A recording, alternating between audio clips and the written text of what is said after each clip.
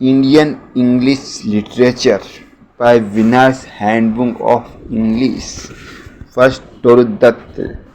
टोरुदत्त 4 March 1856 से 30 अगस्त 4 March 1856 को जन्म और टोरुदत्त का मृत्यु हुई थी 30 अगस्त 1877 को। टोरुदत्त का जन्म हुआ था कलकत्ता में एक बंगाली फैमिली में जो कन्वर्ट हो गई थी क्रिश्चियनिटी में।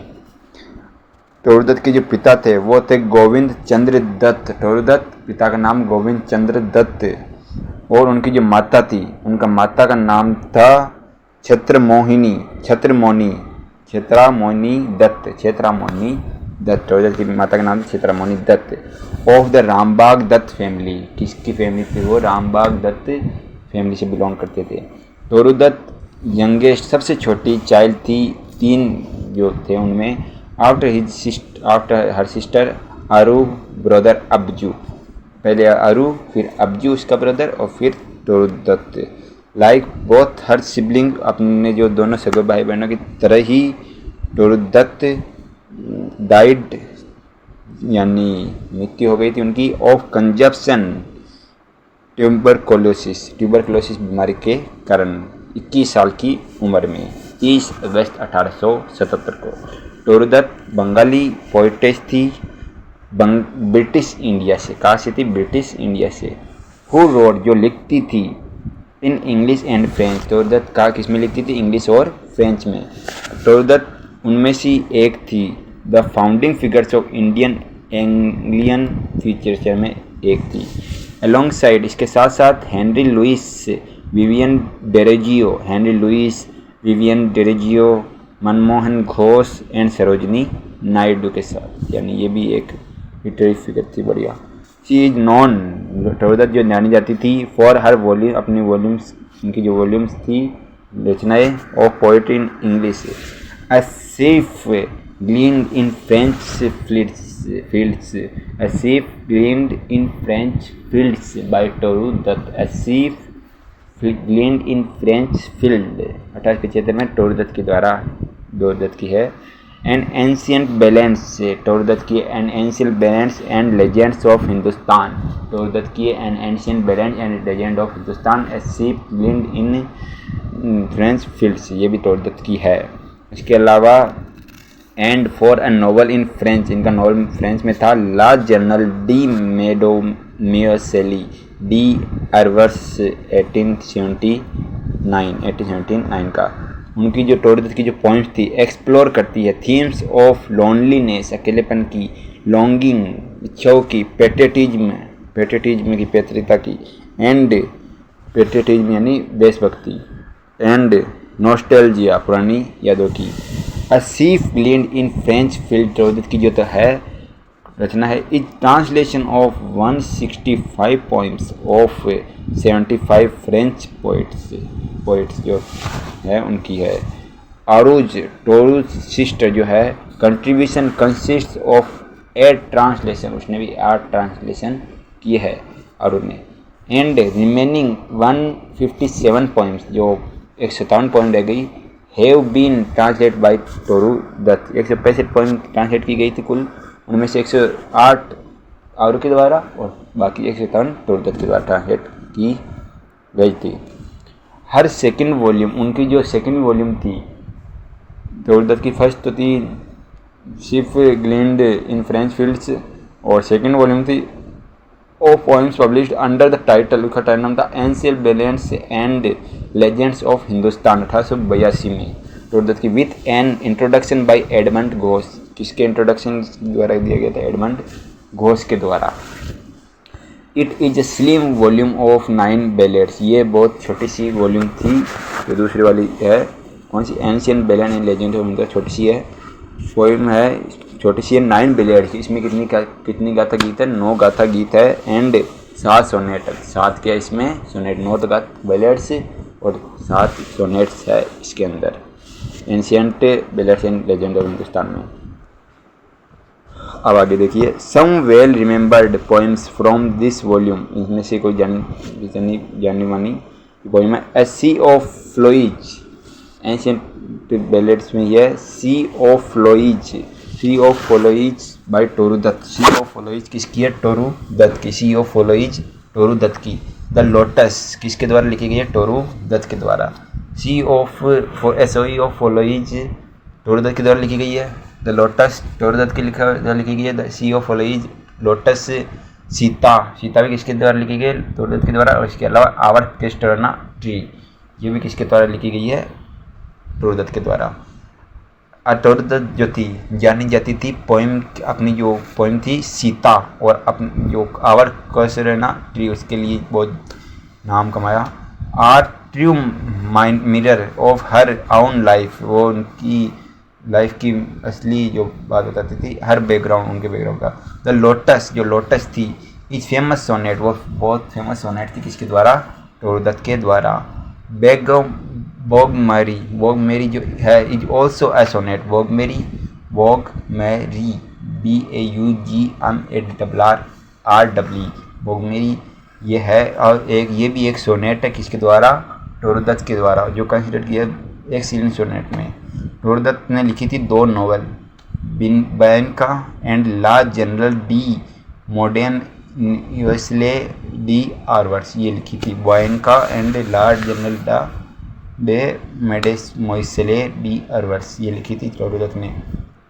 The former and incomplete romance, ये फॉर्मर पहले की थी और इनकम्प्लीट रोमांस की बात आई हुआ है। Is in English and the letter in diary form is in French में बाकी। Bianca is the first novel in English, Bianca जो है वो फर्स्ट नॉवल है इंग्लिश में by an English Indian women writer, एक इंडियन वुमेन राइटर के द्वारा लिखी गई। बाइनका क्या है? फर्स्ट नॉवल है इंग्लिश में novel Bianca. Buttoo Jogadhya Buttoo Jogadhya, Uma Savitri, near Hastings, Prahlad, the tree, तो ये और रचना है कौन कौन सी? टोरू दत्त की।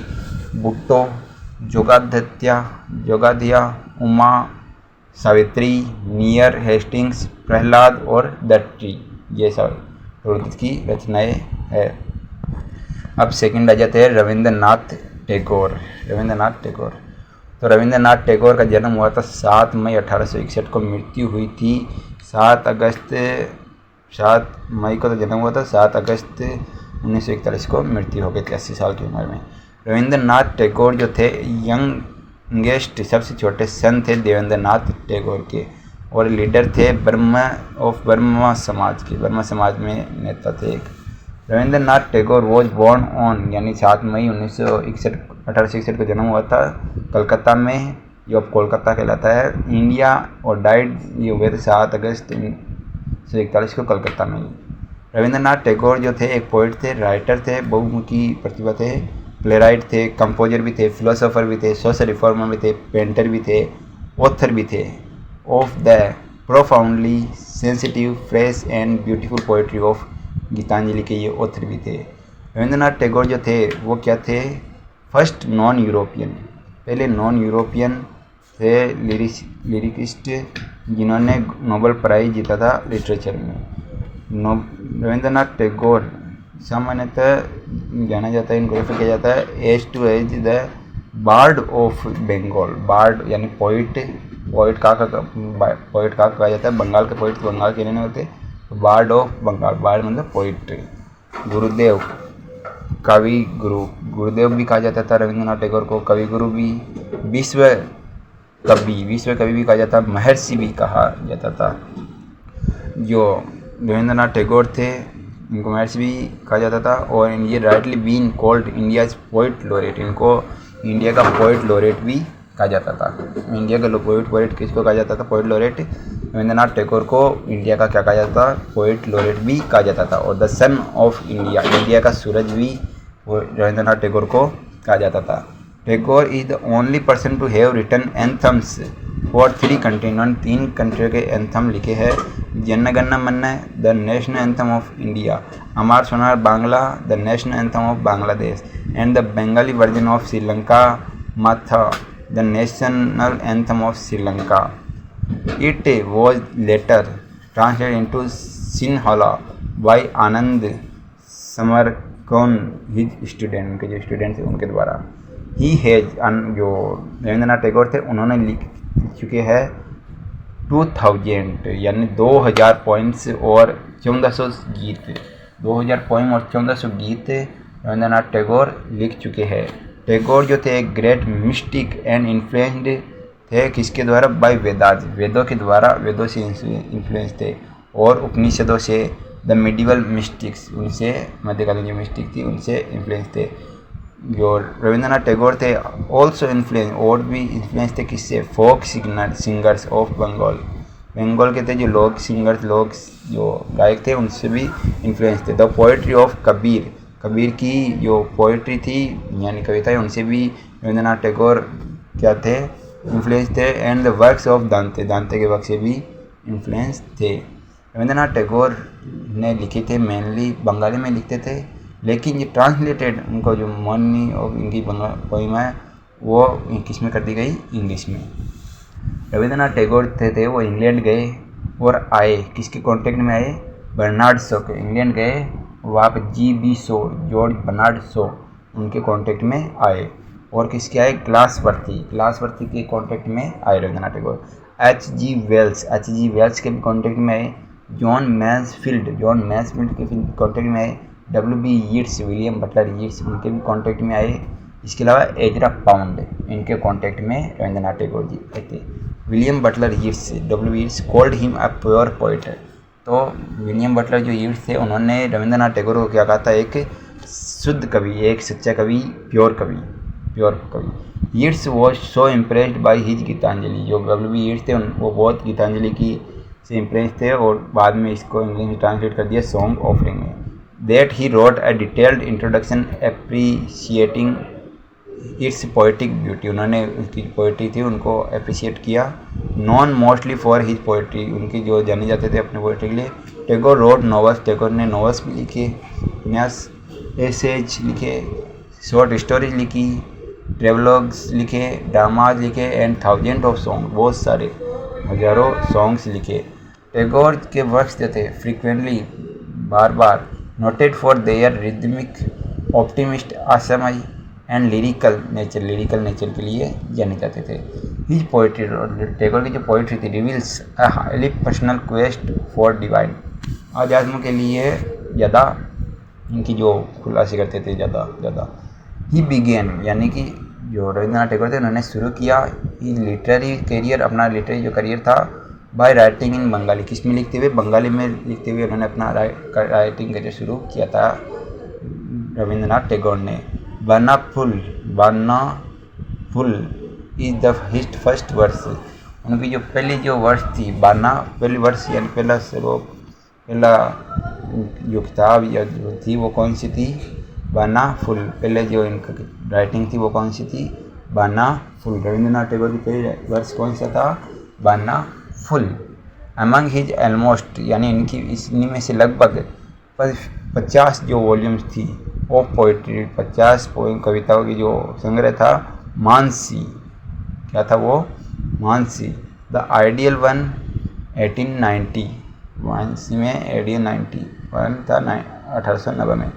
सोनार तारी, ये सोनार तारी था, इंग्लिश में इसका अलग अलग नाम हो गया इनके। The golden boat, Sonar Tari, the golden boat. Gitanjali, song offering 1910 में हो गया। गीति माल्य, रेथ ऑफ सॉन्ग, गीति माल्या 1914 में। बाला का, द फ्लाइट ऑफ क्रेन्स, बाला का रविंद्रनाथ टैगोर की है। इसके अलावा उत्सर्ग था, ये भी रविंद्रनाथ टैगोर का है। Offerings are some of the best known in the field of poetry. The gardener, इसके बाद में इनकी जो कौन सी यानी राइटिंग है? Gardener is the richest collection, ये रिचेस्ट कलेक्शन है इनका रविंद्रनाथ टैगोर का, the gardener of love lyrics in Indian English literature में, द गार्डनर। द चाइल्ड, और इसके बाद में इनकी कौन सी यानी नॉवल है, ये स्टोरी है, the child is his sole original creation, इनके अकेले की जो क्रिएशन है इन इंग्लिश में। The poem was first written in English and then translated into Bengali, ये जो चाइल्ड थी पहले किस में लिखी गई थी? इंग्लिश में लिखी गई थी ये पहले, द चाइल्ड, बाद में इसको बंगाली में किया। 1913 में, नवंबर 1913 में टैगोर जो थे उनको अवार्डेड किया गया था किसी नोबल प्राइज थे for his English translation of Gitanjali song offerings.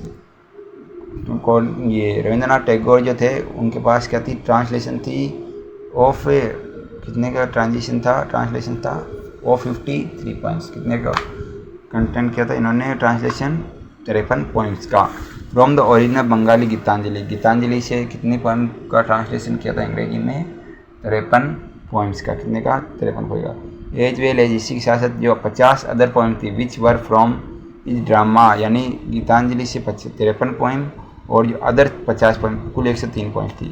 तो अदर 50 पॉइंट इन्होंने कहाँ से लिए थे, अपना ड्रामा था अचलायतन जो नाटक था उससे लिया था। बाकी 50 किस लिए ली थी, 53 तो गीतांजलि और 50 अचलायतन।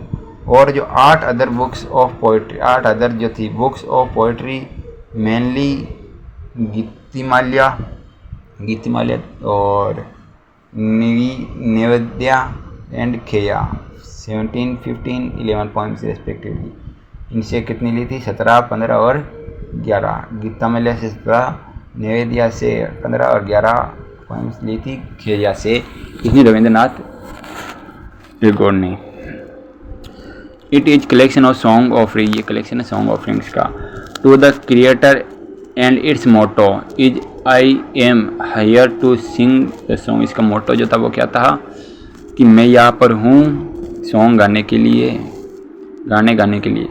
It is collection of song offering to creator, its motto is I am here to sing the songs. Gitanjali Tagore से मास्टरपीस, गीतांजलि जो थी वो टैगोर की क्या थी, मास्टरपीस थी। Is a super blend of mysticism, इसमें मिस्टिसिज्म के बारे में, आध्यात्मवाद के बारे में बताया गया था, एंड रोमांटिसिज्म, और किसके बारे में, रोमांटिसिज्म के बारे में वर्णन काफ़ी बढ़िया था।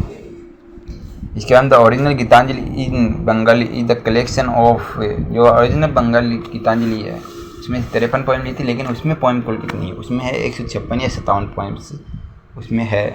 इट वॉज पब्लिश, जो गीतांजलि थी वो पब्लिश हुई थी 14 अगस्त 1910। इंग्लिश ट्रांसलेशन था गीतांजलि का, वो पब्लिश हुआ था 1912 में। गीतांजलि तो 14 अगस्त 1910 को पब्लिश हो गई, लेकिन जो इसका इंग्लिश ट्रांसलेशन था वो कब हुआ था, 1912 में। टैगोर का जो फेमस नॉवल था वो कौन सा था, the home and the world. Tagore का फेमस नॉवल कौन सा, the home and the world. The wreck, इनके जो फेमस पोएम जो नॉवल कौन से है टैगोर के, the home and the world, the wreck, Gora, hungry stones, broken ties, Yogayog. कौन से थे वापस देख लीजिए फेमस नॉवल रविंद्रनाथ टैगोर के, the home and the world, Gora, the wreck, hungry stones, broken ties, Yogayog. ये रविंद्रनाथ टैगोर के प्रसिद्ध नॉवल थे। Tagore's novels are originally written in Bengali. इनके जो नॉवेल्स थे उपन्यास वो किसमें, यानी वास्तविक तौर पर किसमें लिखे गए थे, बंगाली में, पहले बंगाली में लिखे गए थे। 3 ऑफ हिज नॉवल, उनके जो 3 नॉवल थे, द रेक 1921 में, गोरा 1923 में, और जो the home and the world 1919 में, वर ट्रांसलेट इनटू इंग्लिश। यानी 3 नॉवल कौन से, द रेक 1921 में, गोरा 1923 में, और होम एंड द वर्ल्ड 1919 में ट्रांसलेट किए गए थे इंग्लिश में। द काबुली वाला, इनका जो बाद में लिखा गया था इनकी कहानी, the Kabuliwala and the post master are well known short story. इनकी जो शॉर्ट स्टोरी कौन सी, the Kabuliwala and the post master, written की गई थी by Rabindranath Tagore. Tagore has been called the father of modern Indian stage craft. Tagore जो है उनको क्या कहा जाता है, उनको आधुनिक इंडियन जो भारतीय स्टेज क्राफ्ट होता है, तो आधुनिक भारतीय स्टेज क्राफ्ट का पिता कहा जाता है किसको, रविंद्रनाथ टैगोर को आधुनिक भारतीय स्टेज क्राफ्ट का पिता रविंद्रनाथ टैगोर को कहा जाता है।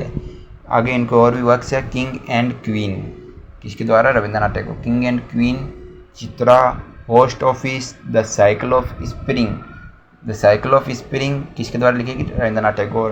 King and queen Rabindranath Tagore, Chitra Rabindranath Tagore, post office Chitra, king and queen और the cycle of spring Rabindranath Tagore के द्वारा लिखी। सेक्रीफाइस रविंद्रनाथ टैगोर की लिखी गई है। और कौन सी लिखी? The other plays. सेक्रीफाइस और अदर प्लेज किसके द्वारा? रविंद्रनाथ टैगोर के द्वारा। रेड ओलियंडर्स, ओलियंडर्स ये भी किसके द्वारा? रविंद्रनाथ टैगोर। स्ट्रे बर्ड्स रविंद्रनाथ टैगोर के द्वारा। Red oleanders stray birds Rabindranath Tagore के द्वारा। सन्यासी ये भी रविंद्रनाथ टैगोर के द्वारा। Malini Raja are his famous plays. Rabindranath Tagore के फेमस प्लेज थे कौन कौन से? सन्यासी, मालिनी, राजा, ये इनके फेमस प्लेज थे। रविंद्रनाथ टैगोर ने लिखे थे लार्ज नंबर ऑफ प्लेज, बहुत सारे नाटक लिखे थे। 53 इन ऑल, यानी उनमें कितने थे? जो कुल संख्या में कितने थे? 53। तो 53 नाटक लिखे, बहुत सारे नाटक लिखे। 53 संख्या में कितने थे? 53। 13 of which he translate into English, यानी 53 इन्होंने लिखे थे ड्रामा नाटक, उनमें से 13 रविंद्रनाथ टैगोर ने क्या कर दिया? इंग्लिश में ट्रांसलेट कर दिए। द कलेक्शन ऑफ टैगोर्स ऐसे, जो कलेक्शन था संग्रह टैगोर के ऐसे का एंड स्पीच का, is published under the title the voice of humanity. तो इन्होंने जो अपनी जो ऐसे लिखे, निबंध लिखे रविंद्रनाथ टैगोर ने, वो उनका टाइटल क्या दिया? The voice of the humanity, मानवता की आवाज़। तो इन्होंने अपने नॉवल जो ऐसे थे उनका टाइटल क्या दिया? द वॉइस ऑफ ह्यूमैनिटी, मानवता की आवाज़। किसने? रविंद्रनाथ टैगोर ने। नवंबर 1912 में रविंद्रनाथ टैगोर विजिटेड, अमेरिका में गए थे। यहाँ पर उन्होंने क्या किया? लेक्चर दिया था बहुत सारे जगहों पर, और इन लेक्चरों के जो पब्लिश हुए थे एक वॉल्यूम में पब्लिश हुए थे। रविंद्रनाथ टैगोर ने अमेरिका में जाकर बहुत सारे स्थानों पर लेक्चर दिए, वो पब्लिश हुए एक वॉल्यूम में। उस वॉल्यूम का नाम क्या? एंटाइटल्ड साधना। क्या नाम है उसका? साधना। तो रविंद्रनाथ टैगोर ने जो अमेरिका में जो लेक्चर दिए थे वो एक वॉल्यूम में इंक्लूड किए गए थे, उसका नाम क्या था? साधना। 1901 में टैगोर ने फाउंड किया था एक स्कूल, 1901 में। क्या नाम था उसका? शांति निकेतन, एट बोलपुर। कहाँ पर किया था? बोलपुर में। अब टैगोर जो थे नाइटेड, उनको फर्स्ट उपाधि दी गई थी इन 1914, यानी 1914 में टैगोर को उपाधि दी गई थी नाइटहुड की। But he renounced his knighthood in protest of Jallianwala Bagh massacre. तो जलियांवाला बाग हत्याकांड था, उसके यानी कि उसके बाद में इन्होंने अपने जो नाइटहुड की जो उपाधि थी वो त्याग दी थी। Where the mind is without fear and longing is the where mind is without fear and longing, ये तो इनकी जो थी where the mind is without fear, और कौन सी थी? लॉन्गिंग। ये जो थी is the another titles given to Tagore's poem. ये टैगोर अपनी पोएम्स को अनदर टाइटल देते थे, क्या? Where the mind is without fear और लॉन्गिंग। हेवंस ऑफ फ्रीडम, और क्या देते थे उनको नाम? Heavens of freedom. My boyhood days, इन कौन कौन सी थी? Heaven of freedom, my boyhood days Rabindranath Tagore की, heaven of freedom my boyhood days Tagore की। माई रेमिनिसेंस, माई रेमिनिसेंस किसकी? रविंद्रनाथ टैगोर की। Are generally known as the autobiographical works of Tagore. Malini, Malini जो थी अ 2 act play by Rabindranath Tagore. 2 act play था किसके द्वारा? रविंद्रनाथ टैगोर के द्वारा। Malini deals with the conflict between Brahmanism and Buddhism. Brahmanism और बुद्धिज्म के बीच में क्या था? संघर्ष का जो था वो कौन सा था? मालिनी। मालिनी एक 2 एक्ट प्ले था, 2 एक्ट करने वाले इसमें। तो इसमें क्या था? रविंद्रनाथ टैगोर के द्वारा ये इसमें क्या थी? संघर्ष था मालिनी में बुद्धिज्म के बीच में, और ब्राह्मणिज्म, ब्राह्मणवाद और बुद्धिज्म के बीच में संघर्ष के बारे में बताया हुआ है। द काबुली वाला, जो काबुली वाला है कहाँ से है? काबुली वाला द फ्रॉम काबुली वाला, काबुली वाला से काबुली वाला लिया है। The post master from post master, Kadambini from the living and the dead, यानी काबुली वाला से पोस्ट मास्टर से, लेकिन जो कादम्बनी है वो कहाँ से ली है? The living and the dead, कहाँ से ली है? The living and the dead. और जो हेमंती है वो कहाँ से? हेमंती से ही। विनोदनी कहाँ से ली है? चोकर बाली से, विनोदनी कहाँ से ली है? चोकर बाली से। गोरा है वो गोरा से ही। विमला है वो home and the world, Vimala कहाँ की है? Home and the world. Suman है वो कहाँ से है? त्याग से, सुमन कहाँ से है? त्याग से। Ramsundar from profit and loss, Ramsundar कहाँ से है? Profit and loss. Rabindranath Tagore का प्रोफेशनल वहाँ पे कौन है? Ramsundar. Are some of the immortal character, ये इमोर्टल करेक्टर है क्रिएटेड बाई टैगोर। किसके द्वारा? टैगोर के द्वारा। अब है सरोजिनी नायडू। सरोजिनी नायडू का जन्म महिला दिवस के दिन 13 फरवरी यानी भारतीय महिला दिवस होता है, तो 13 फरवरी को जन्म हुआ था और 2 मार्च 1949 को इनकी मृत्यु हो गई थी। सरोजिनी नायडू जो थी जन्मी थी हैदराबाद में, स्टेट में, हैदराबाद स्टेट में जन्मी थी। अब तो स्टेट नहीं है, उसमें स्टेट था, स्टेट टू एगोरनाथ जो इनके पिता थे एगोरनाथ चट्टोपाध्याय। सरोजिनी नायडू जन्मी थी एगोरनाथ चट्टोपाध्याय और वरदा सुंदरी देवी के घर पर। सरोजिनी नायडू जो थी one of the greatest Indo Anglian poet थी Sarojini Naidu, and Indian political राजनीतिक एक्टिविस्ट भी थी सरोजिनी नायडू। सरोजिनी नायडू जो थी प्रोपोनेंट थी सिविल राइट्स की, women emancipation and anti imperialistic ideas की। सरोजिनी नायडू जी थी वॉज एन क्या थी important figure in India struggle for independence from colonial rule, यानी जो गुलामी का जो समय था, शासन था, उस समय ये इन्होंने बहुत अच्छे इंडिपेंडेंस में स्ट्रगल किया था, स्वतंत्रता सेनानी थी। सरोजिनी नायडू की वर्क है एज अ पोइट, एक कवि के रूप में, and her the sobriquet the nightingale of India, तो इनको क्या किस उपाधि से मारा गया, the nightingale of India Sarojini Naidu को, और भारत कोकिला, या क्या कहते हैं भारत की कोकिला, बाय महात्मा गांधी। जो इनको नाइटिंगेल ऑफ इंडिया भारत कोकिला किसके द्वारा कहा गया था नायडू को, महात्मा गांधी के द्वारा। Because of colour imagery and lyrical quality of her poetry, उनकी जो पोइट्री थी उसमें रंगीनता, कल्पना और लिरिकल जो क्वालिटी थी, उसके कारण इनको क्या कहा, भारत की कोकिला महात्मा गांधी ने। माहर मुनीर, हर फर्स्ट प्ले, जो सरोजिनी नायडू था उनका पहला नाटक कौन सा था, माहर मुनीर उनका पहला नाटक था। ये उन्होंने कितनी साल की उम्र में लिखा था, 12 साल की उम्र में अपना पहला नाटक लिखा था सरोजिनी नायडू ने, माहर मुनीर, और दिया अपनी पहचान बनाई थी माहर मुनीर के द्वारा। And also impress the Nawab of Hyderabad, यानी उन्होंने माहर मुनीर जो ड्रामा लिखा था और उसके द्वारा किसको इम्प्रेस हो गए थे, जो हैदराबाद के नवाब थे वो इम्प्रेस हो गए। अब 16 साल की एज में ये जो थी सरोजिनी नायडू, उन्होंने प्राप्त किया था scholarship Pali from the Nizam of Hyderabad के जो निजाम थे उनसे उन्होंने क्या मिली, स्कॉलरशिप मिली, और वो चली गई, कहाँ पर चली गई सरोजिनी नायडू, लंदन चली गई, किंग्स कॉलेज, लंदन के किंग्स कॉलेज में, वेयर सी मेट, जहाँ पर वो सरोजिनी नायडू मिली थी, किससे मिली थी, नोबल लॉरेट से मिली थी, आर्थर सीमन। नोबल लॉरेट कौन थे, आर्थर सीमन से मिली थी लंदन में, किंग कॉलेज में कौन मिली थी, सरोजिनी नायडू। लंदन में किससे मिली थी, आर्थर सीमन से और एडमंड गुस से। तो किन से मिली थी नायडू, आर्थर सीमन से और एडमंड गुस से मिली थी। दे एडवाइजर, यानी आर्थर सीमन और एडमंड गुस थे, वहाँ पर लंदन में इनको किंग कॉलेज में मिले थे, तो वहाँ पर उन्होंने उनको एडवाइस दी थी, focus on Indian themes of for writing, यानी उन्होंने कहा था अपना जो विषय है वो भारतीय विषय रखना, फॉर राइटिंग, अपनी राइटिंग के लिए। सरोजिनी नायडू जो थी वो appointed the president of Indian national Congress, 1925 में इनको इंडियन भारतीय कांग्रेस है उनका क्या किया गया था, अध्यक्ष चुना गया था। बाद में ये गवर्नर भी बन गई, राज्यपाल बन गई थी यूनाइटेड प्रोविंस संयुक्त राज्य प्रांत के 1947 में, यानी पहली राज्यपाल थी सरोजिनी नायडू, 1947 में बन गई थी संयुक्त प्रांत की। Becoming the first women to hold the office of governor in the dominion of India, India की पहली राज्यपाल बनी थी।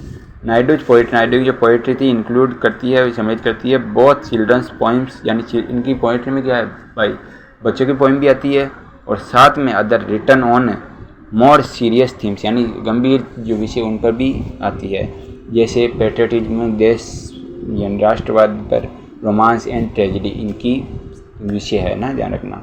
नायडू की जो पोइट्री है वो इंग्लिश में लिखी गई है और यूजुअली जो took from the lyric poetry in tradition of British romanticism, यानी उन्होंने जो इंस्पिरेशन लिए वो कहाँ से लिए, रोमांटिसिज्म से इंस्पिरेशन लिए, किसने, सरोजिनी नायडू ने, जिनकी जो विषय पर किसका प्रभाव पड़ा, रोमांटिसिज्म का। सरोजिनी नायडू जानी जाती है for her vivid use of rich sensory images, यानी ये बहुत समृद्ध सेंसरी इमेज अपनी पोइट्री में दिखाती है, राइटिंग में। फॉर हर रस भरे डिपिक्शन ऑफ इंडिया, ये इंडिया की बताती है। And she was well regarded as a poet, उनको बहुत सम्मान मिला है पोइट के रूप में। कंसिडर द इंडियन यीट्स, उनको क्या कहा जाता है, यानी कि यीट्स, यानी इंडिया का यीट्स कहा जाता है, WB यीट्स होता है, वो कहा जाता है। The first book of poems was published in London in 1905। Sarojini Naidu की जो पहली पोइम थी, पोइम्स की जो बुक थी वो लंदन में 1905 में पब्लिश हुई थी। इसका टाइटल क्या था, द गोल्डन थ्रेशोल्ड, यानी कि 1905 में इनकी जो पोइम की जो बुक थी वो सरोजिनी नायडू की पब्लिश हुई थी, लंदन में हुई थी। उसका नाम क्या था, उन्होंने क्या रखा, द गोल्डन थ्रेशोल्ड, पहली पोइमों की book the golden threshold by Sarojini Naidu. The publication was suggested by Edmund गुस, तो एडमंड गुस जो थे, गोस थे, उन्होंने ये पब्लिकेशन इनको सजेस्ट किया था, the golden threshold. And bore, और किसने किया था, Thomas bore. An introduction by Arthur Siemens, क्या थे, an introduction by Arthur Siemens. This volume, जो ये वॉल्यूम थी, इसमें कंटेंट्स थे 44 पोइम, यानी इनमें कितनी पोइम थी, गोल्डन थ्रेशोल्ड में 40 poem. Classified into 3 section, 40 poem थी, 3 सेक्शन में बटी हुई थी। 12 यानी 12 फुलिश पोइम्स, 6 सॉन्ग्स एंड 12 तो फोक पोइम्स, 6 सॉन्ग्स और 4 म्यूजिक एंड 23 अलग पोइम थी। पेलिंग क्वीन बैरियर्स वेंडरिंग, ये इनकी पोइम थी। Palanquin bearers, wandering singers, Indian weavers, village song to India, bangle sellers and some of the well known poems in the volume of golden threshold. Sarojini Naidu की जो collection थी, second collection of poems, पहली तो थी golden threshold और second की जो थी द बर्ड ऑफ टाइम 1912 में, with an introduction of Edmund गुस, ये किसके इंट्रोडक्शन के द्वारा, एडमंड गुस के द्वारा। The title of an anthology is after its first poem. It contains 46 poems which are divided into 4 sections. The Dirge, Sarojini Naidu; The Hussain Sagar, Sarojini Naidu; An Indian Love Song, Sarojini Naidu; An Anthem of Love, Sarojini Naidu; Song of Radha, Sarojini Naidu; The Milkmaid, Sarojini Naidu are some of the well-known poems of this volume. Sarojini Naidu की poems थी। The broken wings, जो broken wings थे, was the last of Naidu's books published in her last time. Last time में जो book हुई थी वो कौन सी बुक हुई थी, ब्रोकन विंग्स 1917 में। लास्ट ऑफ नायडू की लास्ट बुक थी द ब्रोकन विंग्स। पहली कौन सी थी, पहली गोल्डन थ्रेशोल्ड, दूसरी कौन सी थी, द बर्ड ऑफ टाइम, तीसरी थी ब्रोकन विंग्स। ये जो लास्ट ब्रोकन विंग्स थी ये पब्लिश्ड हुई थी उनके अंतिम समय में। उसमें ब्रोकन विंग्स में कितनी लिरिक्स थे, 61। कितनी लिरिक्स थी, 61। Song of life and death, इसमें कौन कौन सी लिखी थी, song of life and death Sarojini Naidu. The flowering year, Sarojini Naidu. Gift of India, Sarojini Naidu. Lotus, a sonnet dedicated to Mahatma Gandhi. Lotus इन्होंने एक सोनेट लिखी थी, लोटस सोनेट टोरदत्त की भी है, लोटस सोनेट इन्होंने भी लिखी थी और उसमें ये किसको डेडिकेट की थी, महात्मा गांधी को। Are the major poems of this volume, poem की मेजर पोइम्स है। The poems of all the 3 volumes were later published in one big volume named. ये जो पोइम थी ऑल 3 वॉल्यूम्स, ये बाद में एक ही में, यानी तीनों वॉल्यूम एक में कर दी पब्लिश, जिस बड़ी वॉल्यूम में उसका नाम रखा sceptred flute, the sceptred flute song of India, the sceptred flute song of India 1943 में। किसके द्वारा, सेप्टर्ड फ्लूट, सरोजिनी नायडू के 3 बुकों का कलेक्शन है, the sceptred flute song of India 1943 में सरोजिनी नायडू की। हर 4th कलेक्शन, जो सरोजिनी नायडू की जो 4th कलेक्शन है वो पोइम का जो 4था कलेक्शन है, the feather of the down was published long after her death by her daughter. उनकी मृत्यु के बहुत लंबे समय बाद में उनकी जो डॉटर थी, उनकी जो बेटी थी सरोजिनी नायडू की, पद्मजा, उनके द्वारा यह पब्लिश की गई थी। कौन सी? The feather of the dawn, यानी पूछ सकते हैं the feather of the dawn ये क्या हुई थी? सरोजिनी नायडू की डेथ के बाद में जो बुक इनकी जो कलेक्शन पोएम के जो कलेक्शन पब्लिश हुआ था वो कौन सा था? फेदर ऑफ द डाउन, उनकी बेटी के द्वारा डेथ के बाद में। सरोजिनी नायडू की जो ये फेदर ऑफ द डाउन जो थी इसमें 37 पोइम थी, 5 तो सोनेट और 32 शॉर्ट लिरिक्स थी। और इस पोइम में जो थे द पोइट टू डेथ, कोई पोइम कौन सी थी? The poet to death Sarojini Naidu की है। सी एक्सप्रेसेज, उसमें जो सरोजिनी नायडू एक्सप्रेस करती है पैशनेट लव और लाइफ के लिए passionate love in spite of, के बावजूद, the intelligent phenomenon of death, O death I cannot die is her assertion. Sarojini Naidu poem ecstasy reveals her aesthetic and sensuous attitude towards nature, उनके nature की प्रति बहुत दिखाती थी, प्रकृति प्रति। इन हर पोइम, उनकी जो सरोजिनी नायडू की जो पोइम थी उनमें द इंडियन जिप्सी वो किसके द्वारा? सरोजिनी नायडू के द्वारा। सी डेपे, उसमें जो ये बताती है, क्या बताती है सरोजिनी नायडू? एक जिप्सी के बारे में, इन हिज टेटर्ड रोप्स के बारे में, रोप्स कहते हैं। हु है ड्रंक, जो इसने ड्रंक कर लिया था thoroughly at the fountain of posterity, fountain बहुत सारा फाउंटेन जलप्रपात होता है वो पी लिया, इसका वहाँ पर ये ड्रंक पी ली। हर इंडियन वीवर्स, उनकी जो इंडियन वीवर्स था सरोजिनी नायडू का, सिम्बोलाइजेज वो प्रतीक करता है किसका? The weaving of the fabric of birth, marriage and funeral का सबका। द पर्दा नशीन सरोजिनी नायडू की है। The queen's rival Sarojini Naidu की। The snake charmer Sarojini Naidu की। The soul's prayer Sarojini Naidu की। To the god of pain Sarojini Naidu. Wandering singers Sarojini Naidu. Damayanti to Nala and the hour of exile, Damayanti to Nala in the hour of exile Sarojini Naidu की है। To a Buddha seated on a lotus, to a Buddha seated on a lotus Sarojini Naidu की है। Ottoman songs Sarojini Naidu का ही है।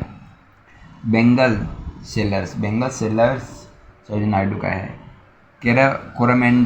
कोरामेंडल fishers Sarojini Naidu का है। Are among her well known poem, ये उनकी वेल नोन पोइम्स है। इन बेंगल सेलर्स, यानी बेंगल सोनल सेलर से, उसमें सरोजिनी नायडू क्या करती है? 3 स्टेंजा की है, deal with 3 stage in life of an average Indian women की। A virgin, maiden, an expectant bride and a matriarch. एक तो a virgin maiden, expectant bride and एक मैट्रियार्क।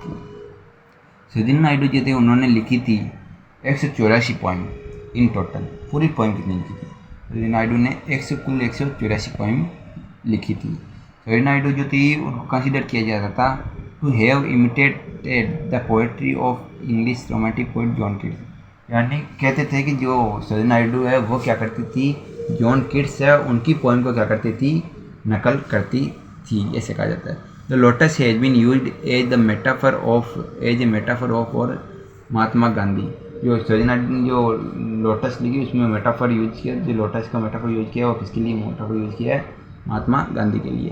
The lotus is an expression of Naidu's patriotic fervour, यानी जो नायडू की ये क्या बताती? लोटस उनकी देशभक्ति के बारे में बताती है। सरोजिनी नायडू जो थी बोलती थी about greatness of Mahatma Gandhi की महानता के बारे में बोलती थी इन वेरी सिम्बॉलिक टर्म, अपने प्रतीकात्मक के रूप में बोलती थी। सोनालिनी जो थी a passage from her life, एक पैसेज फ्रॉम उनकी लाइफ से लिया गया था। सोनालिनी इज एन अनपब्लिश्ड ऑटोबायोग्राफिकल, ये अनपब्लिश्ड था, पब्लिश नहीं किया गया था। सोनालिनी किसका ऑटोबायोग्राफिकल है? सोनालिनी सरोजिनी नायडू का।